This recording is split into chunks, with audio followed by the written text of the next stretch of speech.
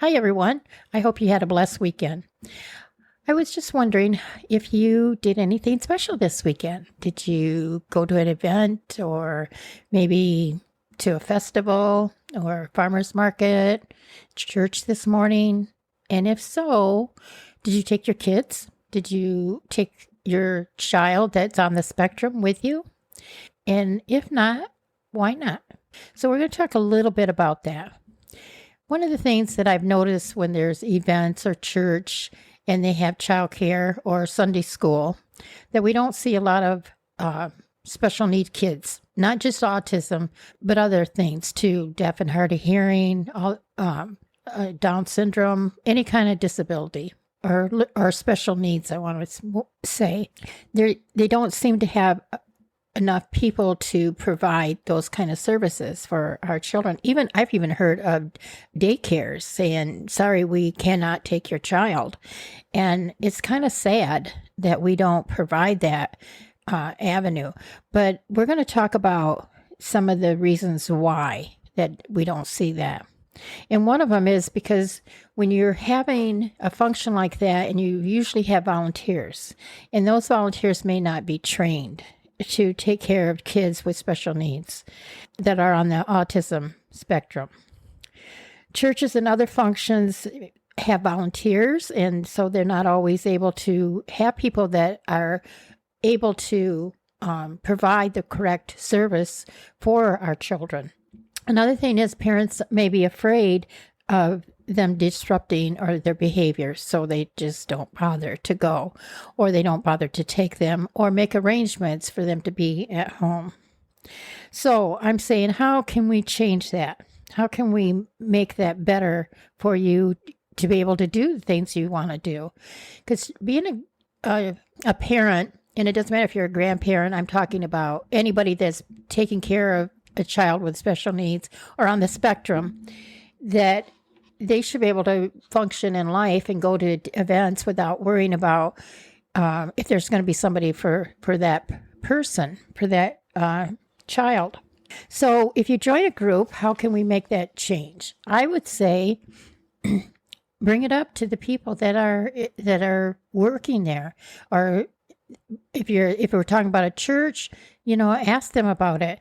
Ask if they could provide some type of service. Maybe you yourself could be head of that committee of getting people into having a special needs group. Now, while I'm saying that, I'm thinking to myself, I should be doing that in my own church, but I haven't yet.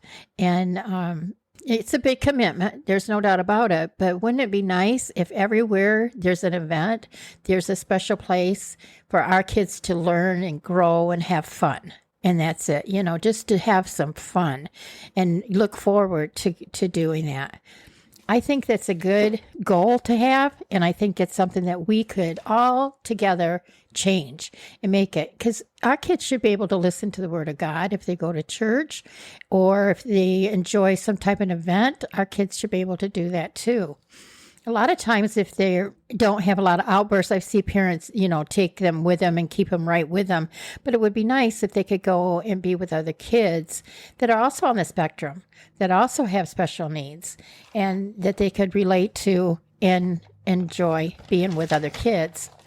I know that it's kind of hard, to get volunteers to do this, but another way we could do is like colleges that have educational programs.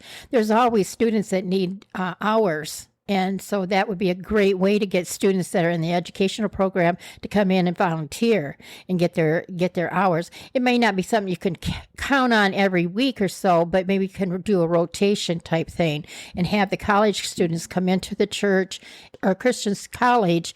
You could have them come in and volunteer and work with our kids. So there are ways that we can change that.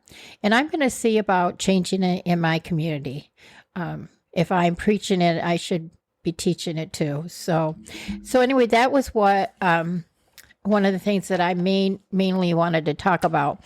Another thing is, how do we get our kids ready to be able to function in different ways, like going to a restaurant or something like that, and being around other people and other noises and stuff like that? The best way is start at home. and at the dinner table. We don't have the dinner table family dinners like we used to. And when I was growing up, everybody just was at the dinner table at night. We don't have that so much anymore. And it's a little sad, excuse me. It's a little sad.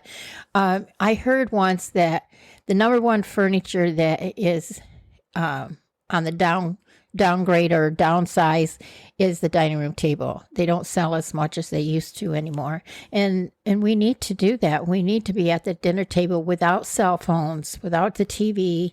Just sit. I mean, it don't take long for dinner when you're all sitting down, 10 minutes, 15 minutes, everybody's done eating.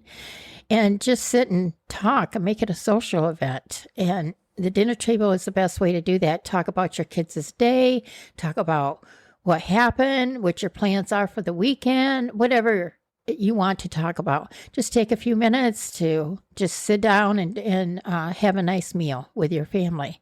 It's one of the most important things that we can do. And we have lost that in America, that we don't sit down at the dinner table anymore. And if you are one of them that do, God bless you, because it is very important. You're doing a great service for your kids if you make that dinner time an important part where the family all sits down. So being Sunday, I'm making this really short. So I hope you enjoyed it today. But think about, what I said. Think about the situation within our community and how we can get more people involved with our kids, not only for your sake, but for theirs too. But also for your sake, you need to be able to function and go to different things and enjoy life without worrying maybe somebody coming into your house to help watch the kids, or, especially if they provide childcare, you have a right to have your children with you and to enjoy life to the fullest.